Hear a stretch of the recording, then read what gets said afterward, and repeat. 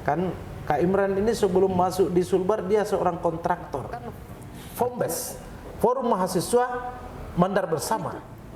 Kak Imran kemudian membentuk ini, beliau kita percaya sebagai ketua dan saya sebagai sekretarisnya. Yang sampai hari ini belum dibubarkan itu organisasi.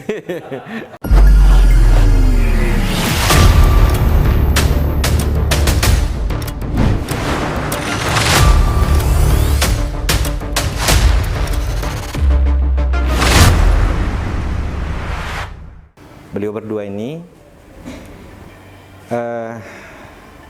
yang dulu adalah merupakan sahabat lama ketika pembentukan Provinsi Sulawesi Barat dan hari ini menduduki posisi yang berbeda. Satu di eksekutif, beliau kepala kantor Kementerian Agama Kabupaten Pulau Mandar, dan yang di samping kanan saya ini Bapak Haji Abdul Rahim sekarang di legislatif. Assalamualaikum Pak Dewan. Waalaikumsalam. Assalamualaikum warahmatullahi wabarakatuh. Sebelum pembicaraan ini lebih jauh, kita ingin mengantarnya dengan pembicaraan nostalgia masa lalu. Saya ke kepala kantor terlebih dahulu.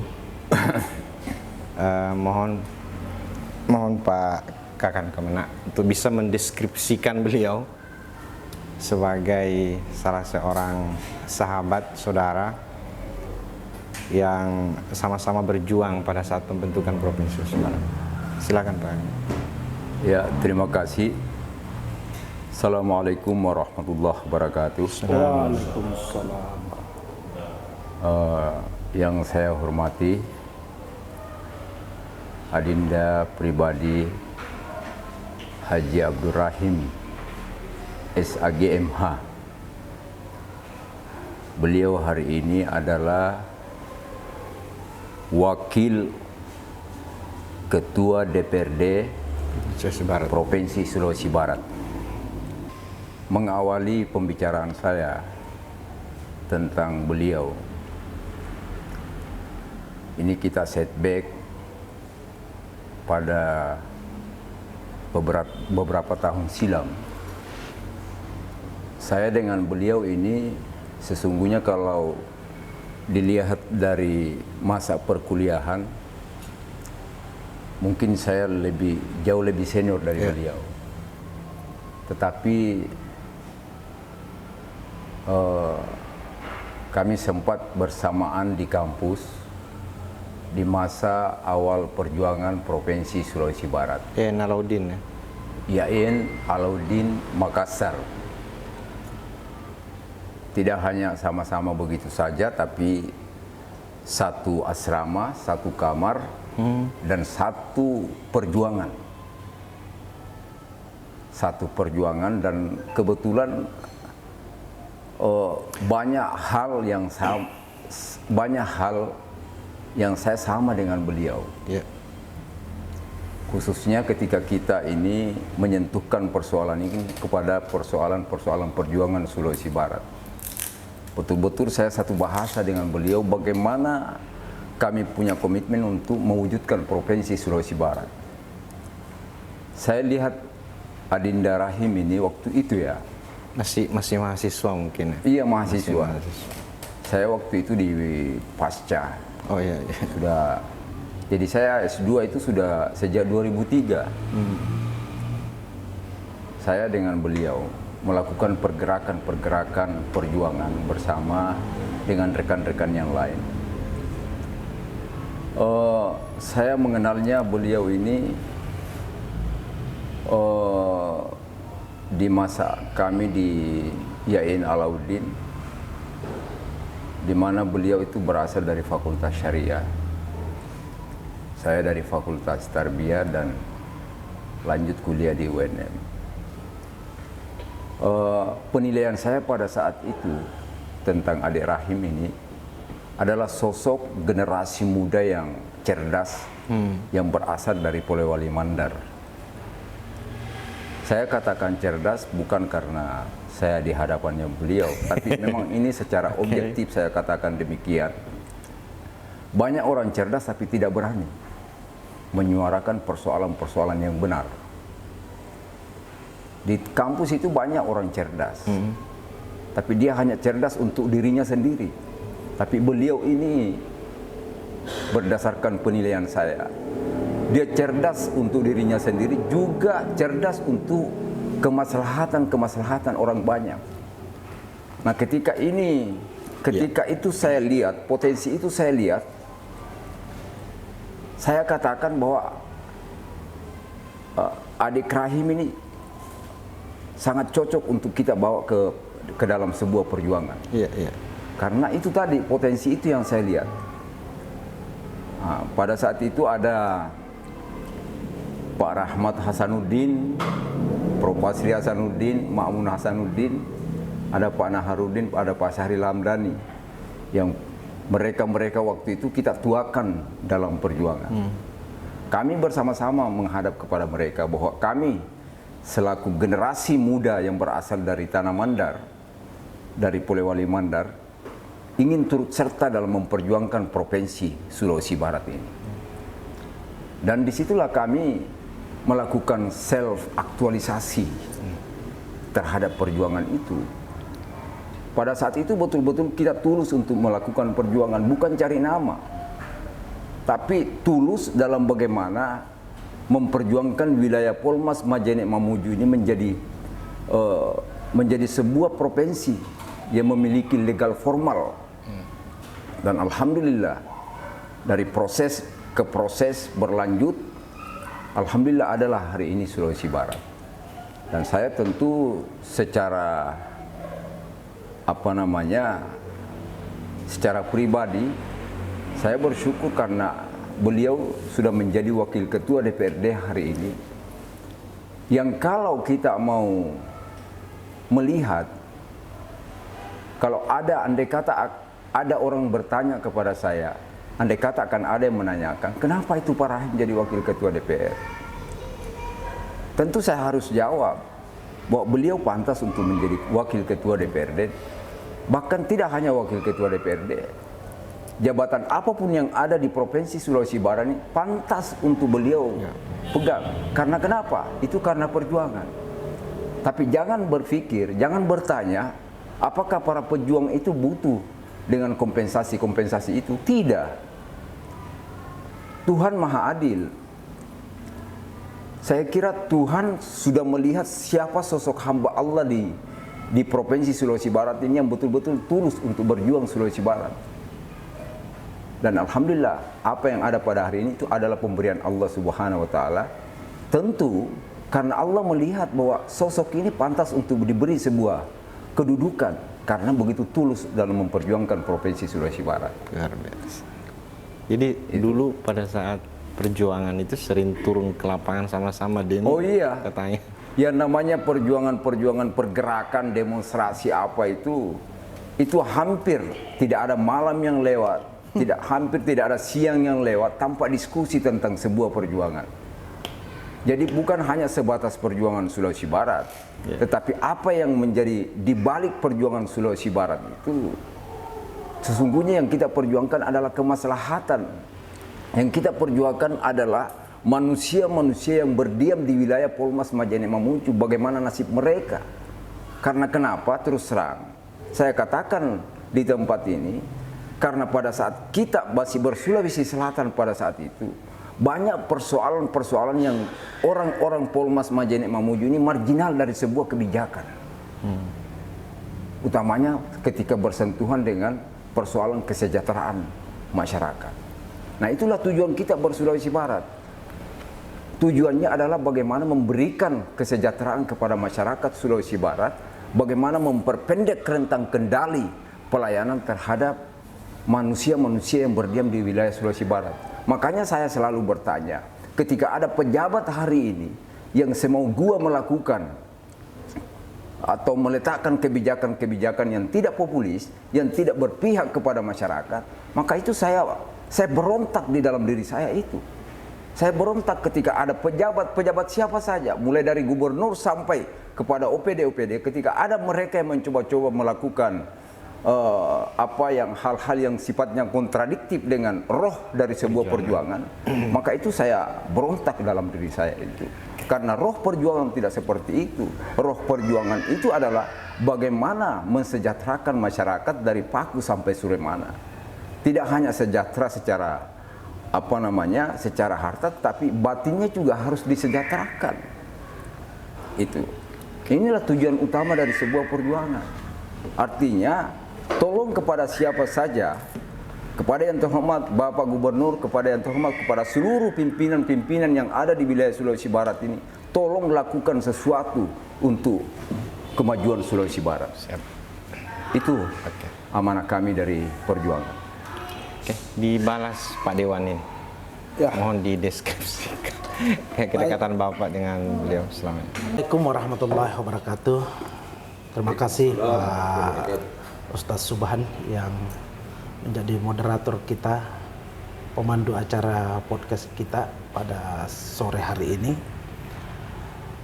Yang saya hormati Pak Kepala Kementerian Agama Kabupaten Pulau Limandar, Kakanda Imran Kalyubi, Kesah, seluruh hadirin yang sempat menonton atau mengikuti podcast ini, salam sejahtera untuk kita semuanya.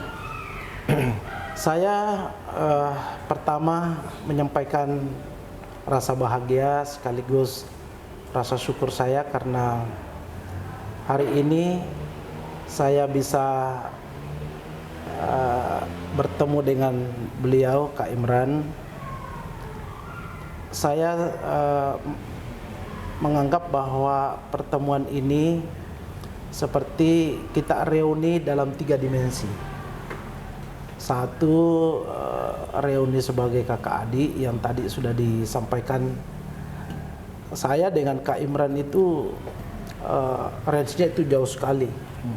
Beliau sudah PNS, ASN, beliau sudah ngajar di MTS model dan bekerja juga di lab bahasa di IAIN waktu itu, dan saya mahasiswanya waktu itu.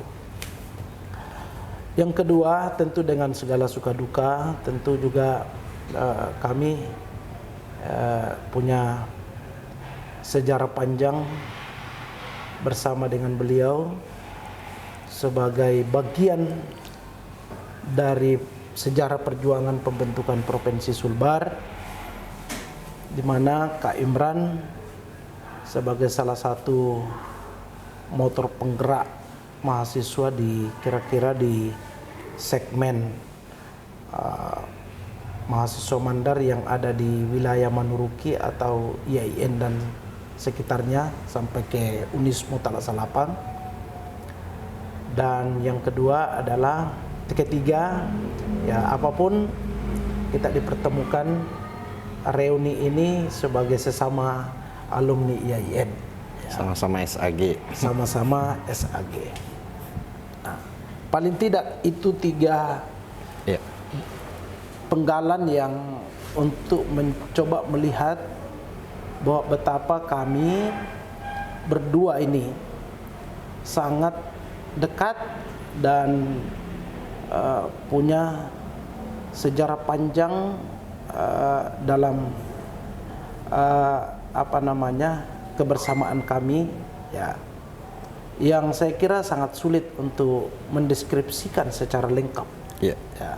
Tetapi paling tidak ketika saya ditanya bagaimana menggambarkan secara sederhana sosok Pak Imran sebagai kepala kementerian hari ini, secara sederhana saya ingin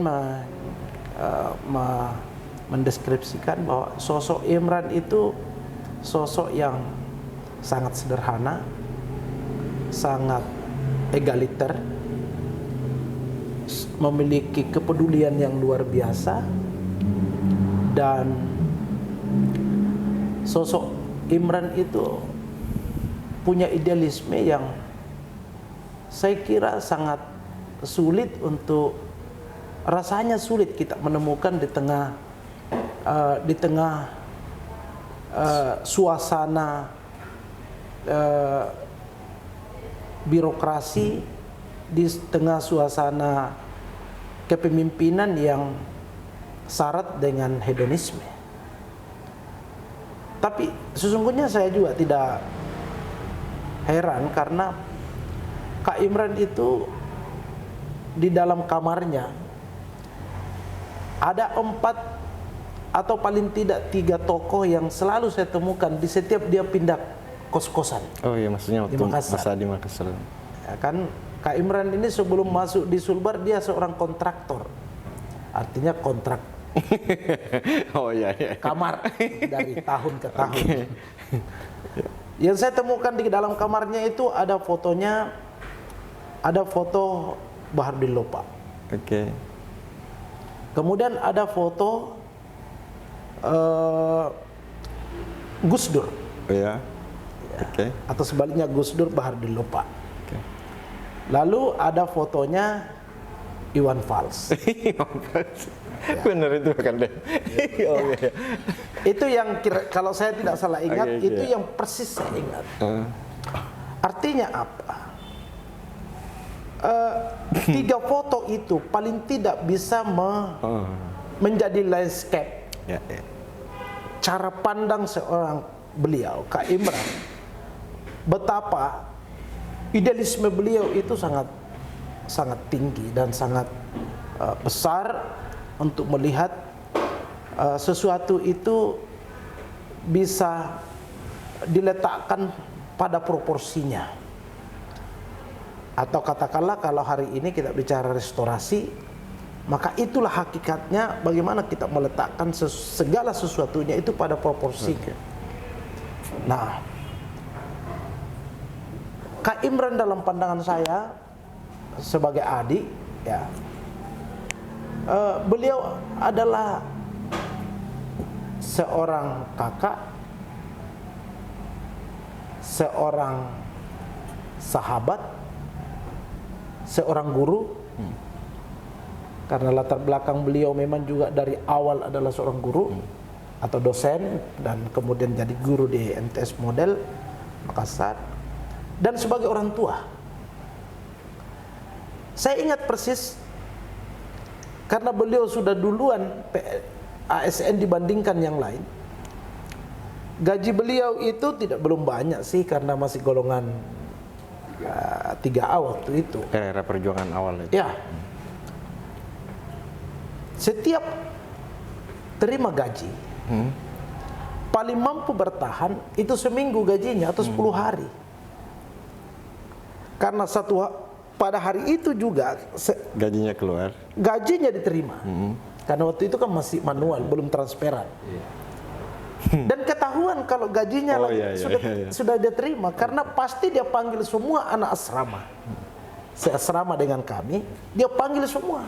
Sini, ayo kita berangkat makan di warung. Ada warung ayam goreng itu di ujung Petarani, ya, sudut itu lampu merah. Pasti kita dibawa semua, tanpa kecuali diajaklah kita semua berangkat makan. 1 minggu kemudian baru dia ketahuan kalau habis lagi, karena pasti dia panggil satu di antara kami, beli dulu rokok sebatang. Nah, boleh kita tertawa dengan kondisi ini, tapi Sekarang kalau beli rokok sebatang sekarang sudah dilarang ini. ya.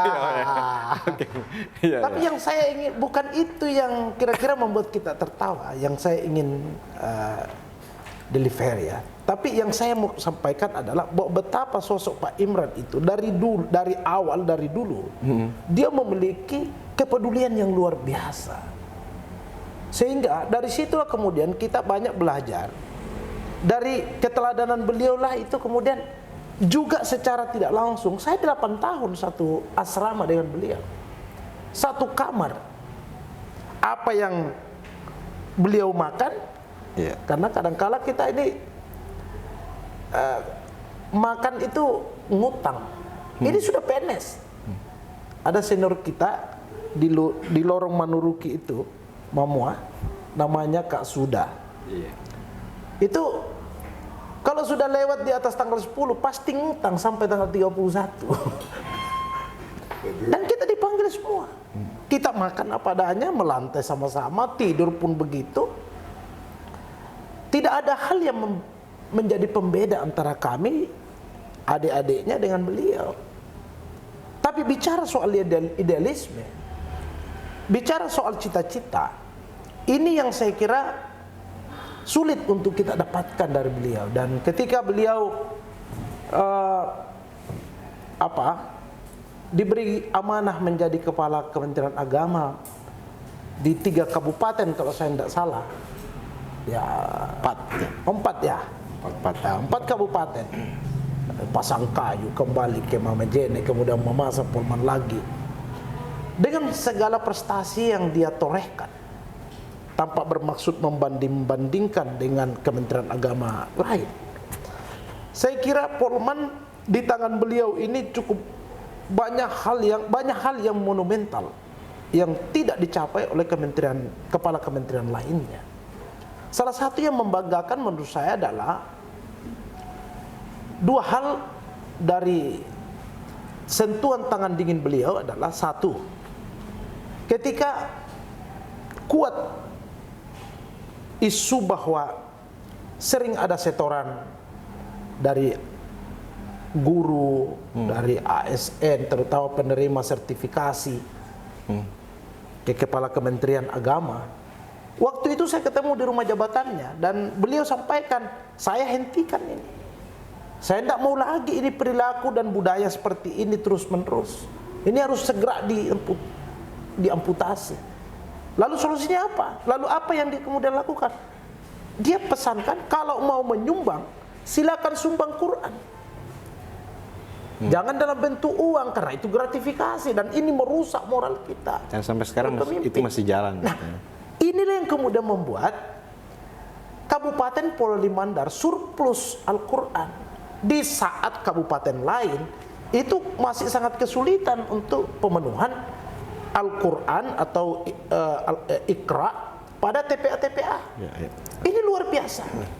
Nah, yang kedua, saya baru dapat juga informasi bahwa atas kerelaan dan keikhlasan, ketulusan para pegawai negeri untuk menyumbangkan 50.000 setiap menerima sertifikasi, itu bisa membangun madrasah yang kondisinya tidak layak. Ya, sekarang bisa terkumpul sampai 80 juta atau kurang lebih 100 juta. Ini sebuah model yang menurut saya sebetulnya ini meresonansi pikiran dan karakter sesungguhnya Kak Imran yang banyak diinspirasi oleh tokoh-tokoh besar yang memiliki integritas yang luar biasa. Anggaplah tadi itu seperti Bahardin Lopa. Jadi saya sampaikan bahwa saya sesungguhnya tidak kaget kalau Kak Imran itu bisa berprestasi dan berkarya, karena sejak kebersamaan kami dengan adik-adiknya di Manuruki dulu, beliau memang selalu menuntun kita untuk belajar dan terus berusaha selalu di jalan yang benar. Ya, jadi karakter saya juga ini sebetulnya banyak diinspirasi oleh beliau. Separuh dari jiwa saya juga ini banyak diilhami oleh pesan-pesan moral yang dulu selalu diteriakkan ke kita. Tapi terlalu singkat waktunya kalau saya mau mengupas habis ini bagaimana sosok Kak Imran. Nah, dalam konteks perjuangan, saya kira perlu diketahui bahwa keterlibatan mahasiswa waktu itu tidaklah banyak, tidak banyak. Bahkan terjadi pro kontra sesungguhnya, terutama mahasiswa yang berasal di 3 kabupaten. Polman, Majene, Mamuju. Ya, untuk tidak mau mengatakan, ya bisa dihitung jari mahasiswa Mandar waktu itu yang mau terlibat. Bahkan kami punya sejarah, mungkin Kak Imran masih ingat, malam hari kita mau rapat di salah satu asrama mahasiswa, tidak perlu saya sebutkan, nanti kurang etis. Lalu karena Kak Imran dengan idealismenya, bagaimana supaya perjuangan Sulbar ini jangan terkesan hanya dilakukan atau hanya diinginkan oleh mahasiswa yang dari Polewali Mandar, maka kami mendatangi salah satu asrama, dan memang kita tidak minta izin karena waktu itu pikiran kita ya, lah Sulbar ini kan bukan milik saya, milik kami, tapi milik kita. Karena itulah pentingnya kita datang menyampaikan bahwa ini loh visi besarnya. Kenapa Sulbar ini, Tanah Mandar ini dari Paku sampai Suremana menjadi penting untuk dijadikan sebagai sebuah provinsi. Tapi apa yang terjadi? Kami diusir. Baru kami duduk, kami diusir. Di sini tidak ada pembicaraan Sulbar. Aku masih ingat kan? Iya betul. Tapi sudahlah, ini akan membuka luka dan bagi kita tidak penting lagi tuh. Tapi yang saya mau katakan bahwa keterlibatan Kak Imran dan kami adik-adiknya ini itu pada posisi perjuangan Sulbar yang sangat grounded. Kenapa grounded? Karena kita belum mampu menyatukan seluruh elemen mahasiswa, elemen masyarakat dan seluruh spirit yang kita butuhkan. Nah, kita masuk pada posisi kuatnya, pada posisi kuatnya pemerintahan Sulawesi Selatan waktu itu, baik di gubernurnya maupun di legislatifnya. Akhirnya ini kita terobos. Katanya sampai masak-masak di DPR. Saya dengan Kak Imran kemudian punya ide. Karena kita mau berharap juga pada organisasi daerah, Organda waktu itu. Ya, organisasi yang dilegalkan oleh pemerintah daerah, sulit kayak berharap. Maka ada idenya Kak Imran waktu itu, sudahlah kita membentuk sebuah organisasi kepemudaan atau kemahasiswaan yang bisa menjadi motor penggerak. Itulah kemudian kita namakan FOMBES, Forum Mahasiswa Mandar Bersama. Ya. Ini sebetulnya cita-citanya adalah ingin merangkul seluruh elemen kemahasiswaan waktu itu di Makassar. Tapi bukan sesuatu yang mudah. Bahkan resistensi di mana-mana terjadi. Bahkan dianggaplah kita ini apa-apaan itu. Kak Imran kemudian membentuk ini, beliau kita percaya sebagai ketua dan saya sebagai sekretarisnya. Yang sampai hari ini belum dibubarkan itu organisasi.